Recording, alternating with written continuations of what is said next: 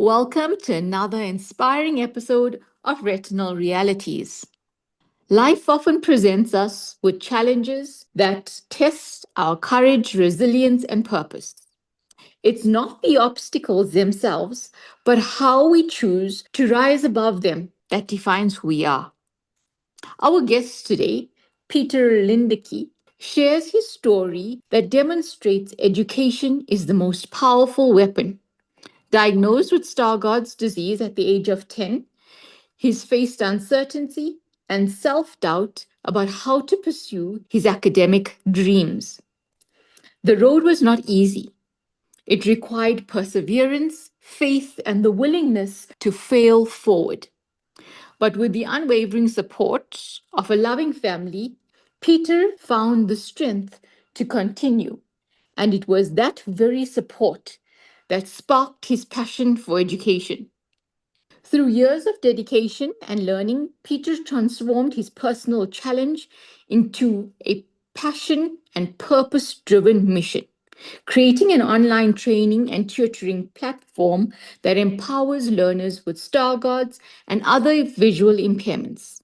His philosophy as an educator is rooted in patience, inclusivity, and lifelong learning, reminding all of us that great teachers don't just teach, they inspire growth, confidence, and possibility. Peter, a warm welcome to you this evening to our Retinal Realities podcast, and it's a privilege to have a chat with you. So, welcome. Thank you. Thank you so much for having me. All right, so we're going to jump into just some questions that will help the listeners understand your story. Let's begin. So, could you just share a bit about your personal journey, particularly your experience with vision loss? I will. So, as you had said, I was diagnosed at the age of 10. And as a child, when my parents tried to explain my diagnosis to me, I didn't fully grasp the severeness of what was going on. And I think it was actually helpful because it allowed me to still be a child. And I think if I were older, it would not have been a simple thing for me to understand. But through the years, I have learned that when you grow up with something like Stargardt, it builds a journey. And it built me into a person that is very much, I believe that every person should have the independence. And this personal journey has really just showed me, especially with the vision loss, has showed me how important it is to be your own person and to really just look out for yourself and to always be grateful for those you have around you. I think that is so profound. In my personal journey, I was a young adult and I found it exceptionally difficult. But I think your experience also shows the resilience that children have. Even though they're so much younger, the younger generation, they have such an open mind and more accepting of things to make light of it. And it gives you a strength and a power to go on, not understanding the seriousness of it. So that's the positive of your journey, I guess. And then looking back at your school years, what were some of the most significant challenges you faced as a visually impaired learner? I would have to say it was just trying to keep up. Education in this country is very fast paced. There is many students in a class, up to 30 at times. And unfortunately, in our education system, students with disabilities who aren't considered to have severe disabilities do tend to fall through the cracks. And I think to an extent that did happen with me. It was only in high school where I really was given the support and the guidance that was needed for me to be able to flourish as a student. So I think it was just keeping up, but also the challenges of being a social person in school when you have to walk around with glasses and people can unfortunately be mean, and kids especially, they don't always realize what they are saying. So bullying unfortunately was a part of my younger life, but it did go away as I got into high school and I was able to face this journey with a bit more knowledge and a bit more self-confidence. I think that's a big one for everyone I chat to in Retina South Africa, that disabilities are often seen, with someone who perhaps has an amputated leg or a very visible difference. And often society, leave alone kids, don't understand that disabilities come in all forms and shapes. And that's our role as Retina South Africa to create awareness about being differently abled. So I think that's something we all have to endure.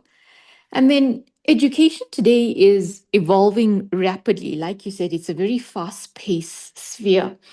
How do you think technology and online learning platforms can be leveraged to make education more accessible and empowering for learners with disabilities, most especially visual impairments? I think it has such a great effect because I studied my bachelor's degree through the University of South Africa, which we all know is an online learning platform.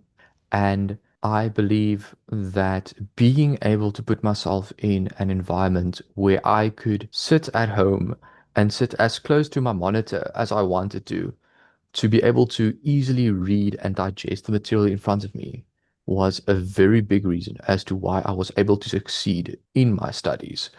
And online learning, it takes away that fear of being seen by the people around you who may not understand what you're going through, or people who just are very much insensitive and will point at you, will make fun of you in a way that is hurtful. So I think that is where an online platform and specifically technology today is making it so much easier for younger people, specifically with disabilities, especially vision impairments, to study in a place where they don't have to fear being ridiculed.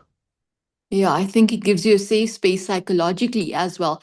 I think working from home also provides that reasonable accommodation.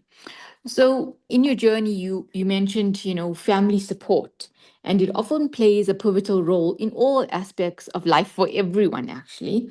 How has your family contributed to your journey, and what advice would you give to families who are supporting learners with visual impairments? I would have to say my mother and father, they both were very supportive and always supported my dreams. They never coddled me or told me, no, you can't do this because of your eyes. I played hockey. I was part of the drama department at my school.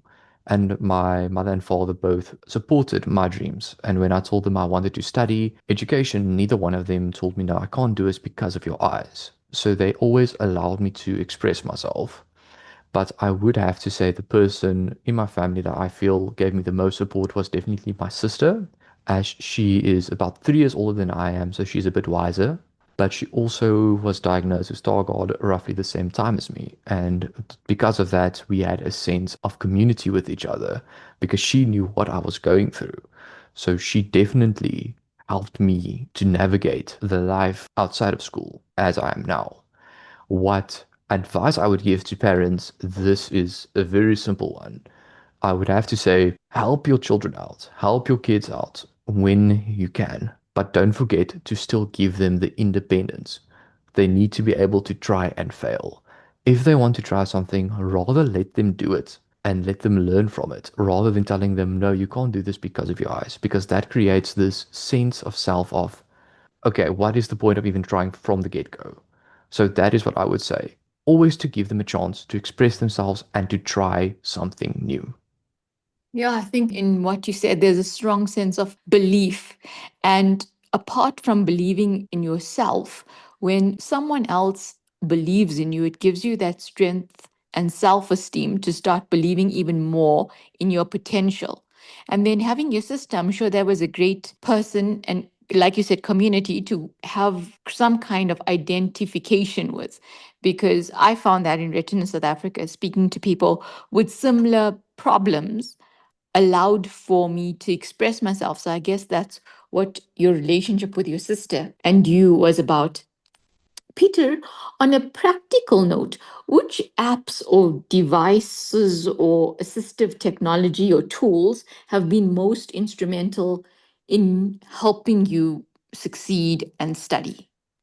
For my studies, I found that having any laptop is always great. It's mobile, it's small, it fits anywhere.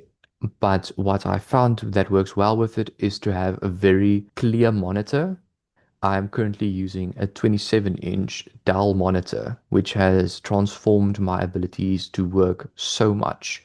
And they are relatively inexpensive if you know where to look. Of course, there will be more expensive versions. That is also good, but I would always say you don't always have to buy the most expensive, you need to buy the best. I also used a Samsung tablet. You can use any sort of tablet. It works so very well, especially when it comes to being able to read and play back textbooks. Because there's a lot of apps out there. I can't remember now all the names, but there are so many textbooks you can get with audio editions with that you can sit and listen to. And that is what I did for majority of the time. I would sit and listen to my textbooks and it worked very well for me. And then of course on my cell phone, increased the font size.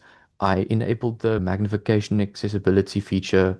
There's all these little features that just made my life so much easier, not just inside my studies, but also when I was working. Okay, thank you for that. And as an educator, if you could redesign education, what changes would you advocate for to make learning environments more accessible and inclusive? That is a good question. I would have to say, again, also to make audio textbooks way more accessible for all students. To have it be a situation where if you buy the normal textbook, you should get the audio textbook with. Because not just for students with low vision, students with dyslexia can also make use of those types of books. Because I had a student who was dyslexic and I had to work with him and reread the work towards him. And if there was an audiobook for him, you would never have struggled. I would say that, and then also make classes smaller. Make it so that a teacher can actually work with the students, not just students with disabilities, but in general. Classes today are just too large, and there is a large amount of teachers looking for work in and around South Africa. So if we can make the class sizes a bit smaller and a bit more inclusive in the sense of just size, then education in this country would flourish. Yeah, it would create the personal touch. And every learner faces moments of doubt, and I'm sure you did as well. In your case, what kept you motivated during these very difficult moments where you felt demotivated and like you just can't?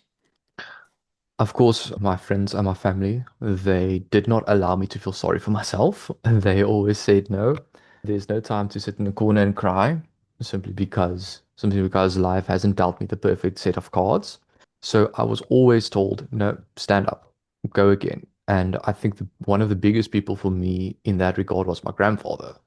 He was an educator himself. So whenever I was struggling with work, I would just go to him and he would help me out.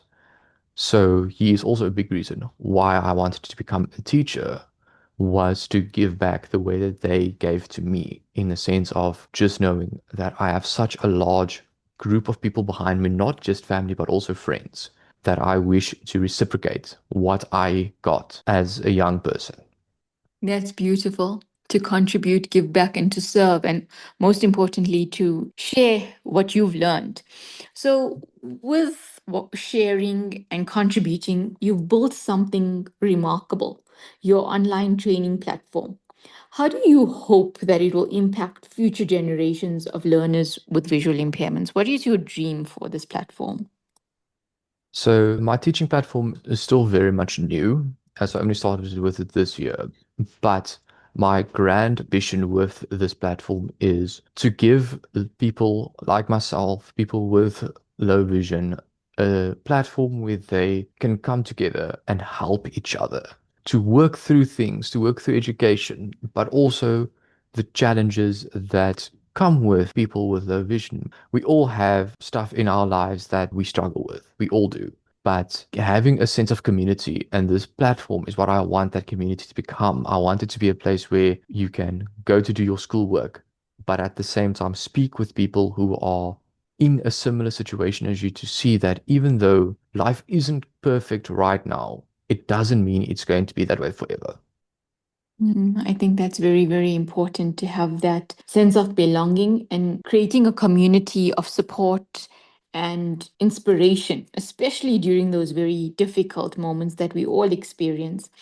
Lastly, Peter, on a personal level, what message would you like to share with young people who are facing challenges, especially in their academics right now? I would say don't be afraid to fail. Failure is the best teacher. When you fail, don't look at it as you did something wrong. You look at it as an opportunity to stand back up and try again. That is why we have our amazing lives. When you fall down, you have to stand back up. Otherwise, you're turning to dust. That is what I would say. In academics, if you don't get 80 or 90 on that math test because you couldn't see the test or you couldn't read the sums, go to your teacher and tell them, listen here, this is what was happening. That teacher should be there to help you so that that failure can be turned into a lesson. So you know for next time, just ask the teacher, can I please get a bigger script? Can I just do it in a way that will make this disability become something that does not need to be taken into calculation? That's powerful. I think it is our responsibility to also share with educators as learners and children in a classroom, share and educate on different disabilities in order for us all to have an equitable chance and a fair process going forward. Thank you for that closing, very strong and passionate, wise closing, Peter. Once again, thank you for your time and engagement with us. You have taught us that the true meaning of education is not what we see, but how we learn to perceive, connect, and implement our knowledge. So thank you. Thank you so very much for this opportunity. It has been amazing to be able to speak and collaborate with people within my community. So thank you very much for that. You're welcome. We look forward to doing another podcast sometime soon. To our listeners, please remember to subscribe to our channel and follow us on social media. You can find our details on our website, which is retinasa.org.za. Thank you.